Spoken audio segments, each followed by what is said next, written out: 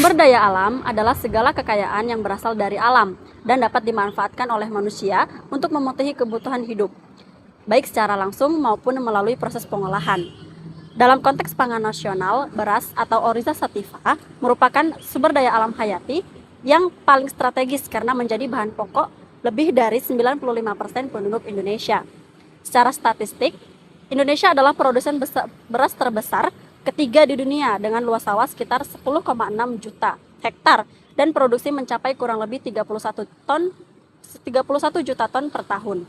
Sektor ini menyerap sekitar 30 juta tenaga kerja pertanian dan berkontribusi 2,5% terhadap PDB nasional. Yang terpenting dari sudut pandang kemiskinan, beras adalah basis penghidupan utama petani kecil dan keluarga miskin ke pedesaan. Kenaikan harga beras sebesar 10% saja mampu mendorong jutaan keluarga rentan melewati garis kemiskinan. Meskipun strategis, pengelolaan beras sebagai sumber daya alam menghadapi tantangan serius. Dari sisi produksi, alih fungsi sawah ke kawasan industri dan perumahan terus berlangsung setiap tahun. Sementara, rata-rata petani kecil hanya menguasai lahan sebesar 0,3 hingga 0,5 hektar. Angka tersebut terlalu sempit untuk mencapai skala ekonomi yang menguntungkan. Perubahan iklim memperburuk kondisi ini dengan banjir dan kekeringan yang menurunkan produktivitas panen. Dan dari sisi distribusi, rantai pasok yang panjang menyebabkan petani menerima harga jual yang rendah, sementara konsumen akhir menanggung harga yang tinggi. Sebuah ketidakadilan struktural yang langsung berkontribusi pada kemiskinan pedesaan. Secara normatif, pengelolaan sumber daya alam pangan dijamin oleh Pasal 33 Ayat 3 Undang-Undang Dasar 1945 yang menyatakan bahwa bumi, air, dan kekayaan alam dikuasai oleh negara dan digunakan sebesar-besarnya untuk kemakmuran rakyat. Landasan ini dioperasionalkan melalui sejumlah regulasi turunan, yakni Undang-Undang Nomor 41 Tahun 2009 tentang Perlindungan Lahan Pertanian Pangan Berkelanjutan atau LP2B, secara tegas melarang alih fungsi sawah produktif. Kemudian Undang-Undang Nomor 19 Tahun 2013 memberikan jaminan perlindungan dan pemberdayaan bagi petani. Di sisi kesehatan pangan, Undang-Undang Nomor 36 Tahun 2009 tentang kesehatan menegaskan bahwa pemenuhan gizi merupakan hak dasar setiap warga negara yang dijamin oleh negara. Diperkuat oleh Peraturan Menteri Nomor 41 Tahun 2014 tentang pedoman gizi seimbang yang menekankan pentingnya keseimbangan asupan makanan, perilaku hidup bersih dan sehat, serta aktivitas fisik untuk mendukung SDGs merupakan 17 tujuan pembangunan berkelanjutan yang dimana disepakati oleh 193 negara anggota PBB pada tahun 2015 yang dimana berlaku untuk tahun 2016 hingga tahun 2030. SDGs merupakan kelanjutan dari MDGs yang dimana berlangsung dari tahun 2005 hingga tahun 2015 dengan target untuk mengurangi separuh angka kemiskinan. Nah, jika MDGs menargetkan pengurangan parsial, maka SDGs ini lebih ambisius untuk menghilangkan seluruh bentuk kemiskinan bagi semua warga negara tanpa terkecuali. Nah, adapun tujuan dari Goal 1 SDGs merupakan yaitu untuk menetapkan target untuk mengakhiri kemiskinan ekstrim, yang dimana juga untuk mengurangi separuh jumlah penduduk miskin dan memastikan akses setara terhadap sumber daya ekonomi dan pangan, serta membangun ketahanan kelompok miskin terhadap bencana dan guncangan ekonomi. Beras bukan sekedar komoditas pangan, ia juga merupakan variabel yang secara langsung menentukan naik turunnya angka kemiskinan.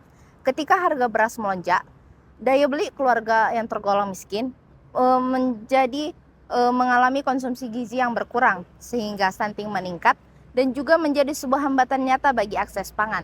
Petani padi yang berpenghasilan rendah juga terjebak dalam kemiskinan struktural pedesaan.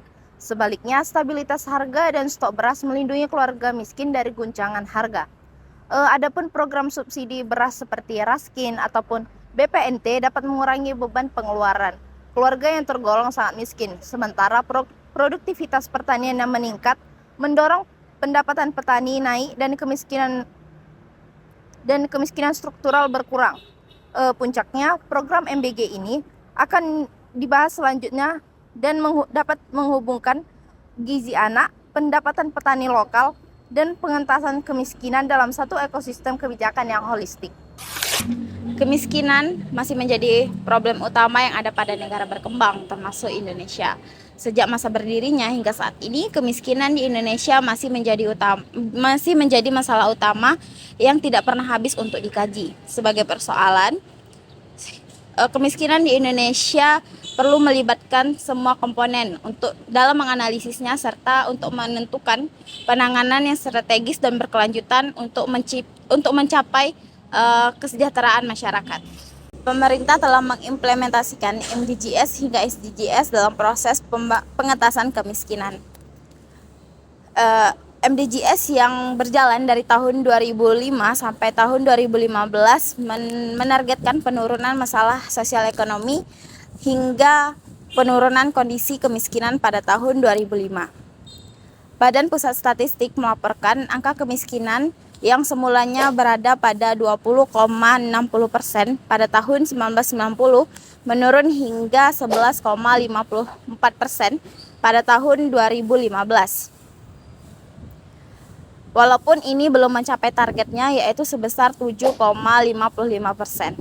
SDGs selanjutnya melanjutkan perjuangan ini pada tahun 2016 sampai 2030. Pada tahun 2021, angka kemiskinan pada Indonesia masih mencapai 27,54 juta orang atau sekitar 10,14% dari total penduduk Indonesia. Kemiskinan dipengaruhi oleh beberapa faktor, antara lain kondisi geografis, rendahnya pendidikan, keterbatasan akses ekonomi, ketimpangan sumber daya alam, serta faktor budaya masyarakat. Oleh karena itu, diperlukan pendekatan pembangunan berkelanjutan dalam bidang ekonomi, sosial, dan lingkungan secara terpadu. Kemiskinan diklasifikasikan menjadi 4, yaitu pertama, kemiskinan absolut. Kemiskinan absolut adalah ketidakmampuan memenuhi standar kebutuhan yang paling dasar. Yang kedua yaitu ada kemiskinan relatif, yaitu kondisi miskin dibandingkan masyarakat yang ada di sekitarnya. Yang ketiga yaitu kemiskinan kultural. Kemiskinan kultural ini yang disebabkan oleh nilai dan perilaku yang tidak mendukung produktivitas. Yang keempat adalah kemiskinan struktural. Kemiskinan struktural ini kemiskinan yang lahir dari sistem dan kebijakan yang tidak adil. Dalam konteks SDA, pangan dan beras, kemiskinan struktural adalah paling relevan karena berhubungan langsung dengan ketimpangan akses terhadap lahan dan juga sumber penghidupan. Bappenas mengidentifikasi indikator kemiskinan mencakup keterbatasan terhadap pangan, pendidikan, kesehatan, pekerjaan, perumahan, air bersih, dan juga aset. Dengan demikian, kemiskinan harus bersifat komprehensif dan berbasis kearifan lokal dengan berlandasan prinsip SDGs. Pertahanan pangan sekarang menghadapi banyak sekali tantangan dari dua sisi sekaligus. Dari sisi penyediaan makanan, masalahnya antara lain sumber daya alam yang semakin terbatas, perubahan iklim yang membuat hasil panen menurun karena suhu yang semakin panas, dan juga banyak petani kecil yang kekurangan modal, produksi pangan yang belum merata di setiap daerah, dan juga lahan pertanian yang berkurang, dan irigasi yang rusak. Sementara dari sisi kebutuhannya, jumlah penduduk semakin bertambah, urbanisasi membuat pola makan masyarakat berubah, dan masih banyak makanan yang terbuang secara sia-sia. Laporan SOFI tahun 2021 juga menyebutkan kalau masalah gizi di dunia seperti stunting dan wasting pada anak masih cukup tinggi dan menjadi perhatian serius. Karena angka stunting anak usia 5-12 tahun di Indonesia masih sangat tinggi, yaitu 30,8%, menurut Riskesdas tahun 2018, pemerintah membuat program makanan bergizi gratis atau MBG. Program ini mulai dijalankan tahun 2025 dengan anggaran senilai 71 triliun dan sasaran programnya adalah pelajar, balita, ibu menyusui, dan juga ibu hamil. Tujuan utamanya untuk meningkatkan gizi masyarakat, memperbaiki kualitas sumber daya manusia, dan juga memastikan semua orang itu punya akses makanan bergizi. Selain itu, program ini juga diharapkan dapat membantu pertumbuhan ekonomi lewat penguatan sektor pangan dan juga logistik, terutama dengan melibatkan UMKM dan koperasi lokal sebagai pemasok bahan makanan. Beberapa penelitian menunjukkan kalau program seperti ini memang punya dampak yang baik. Contohnya seperti program Asupan Gizi Baik atau AGB yang sudah berjalan lebih dari 5 tahun di sekolah-sekolah swasta. Hasilnya, angka malnutrisi di sebuah sekolah itu turun dari 18% menjadi 7% di dalam 5 tahun. Selain itu, siswa yang rutin mendapat makanan bergizi juga akan lebih jarang sakit dan lebih aktif di sekolah maupun di dalam kegiatan ekstrakurikuler.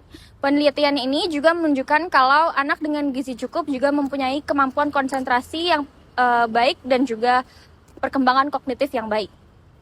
Di lapangan, uji coba program MBG di Sukabumi dan juga Warung Kiara Jawa Barat juga menunjukkan hasil yang sangat bagus. Program ini ikut menggerakkan ekonomi masyarakat lewat pembentukan service center yang melibatkan koperasi dan juga UMKM lokal. Bahan makanan seperti telur, sayur, dan juga susu dibeli langsung dari petani dan peternak di sekitar sekolah.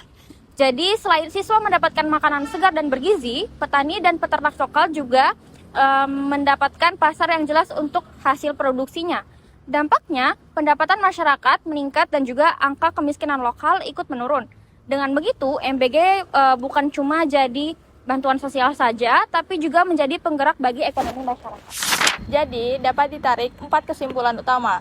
Yang pertama, beras sebagai sumber daya alam pangan adalah instrumen pengentas kemiskinan yang paling konkret di Indonesia. Pengelolaan beras yang adil dari perlindungan lahan petani, jaminan harga yang layak, hingga efisiensi distribusi adalah persyaratan utama untuk mengurangi kemiskinan struktural di Indonesia. Kedua, kemiskinan di Indonesia bukan sekedar kekurangan uang, melainkan hasil dari ketimpangan akses sumber daya alam, terutama lahan pertanian. Petani beras yang memproduksi dengan pangan pokok, namun tidak mendapatkan nilai tukar yang adil adalah bukti nyata kemiskinan struktural yang hanya dapat diatasi melalui reformasi hukum agraria yang sungguh-sungguh. Ketiga, program makanan bergizi gratis adalah wujud nyata sinergi antara kebijakan gizi nasional dan pemberdayaan ekonomi lokal dengan melibatkan petani dan UMKM lokal sebagai rantai pasok. Makanan bergizi gratis berhasil mentransformasi bantuan sosial menjamin mesin pertumbuhan ekonomi inklusif yang selaras dengan target Zero Hunger, SDGs kedua sekaligus SDGs pertama. Keempat, SDGs tujuan pertama bukan sekedar komitmen lokal, melainkan kewajiban hukum internasional yang mengikat Indonesia. Setiap regulasi pengelolaan sumber daya alam pangan harus diuji berdasarkan satu pernyataan. Apakah kebijakan ini memajukan atau menghambat pencapaian tanpa kemiskinan pada tahun 2030? Dari sebutir beras hingga meja makan seorang anak di pelosok desa, di sanalah sesungguhnya SDGs pertama diuji. Ketika negara mampu mengelola sumber daya alam, pangan secara adil dan berkelanjutan. Maka, tanpa kemiskinan bukan lagi sekedar slogan global, melainkan kenyataan yang kita wujudkan bersama, melalui hukum yang berpihak pada rakyat.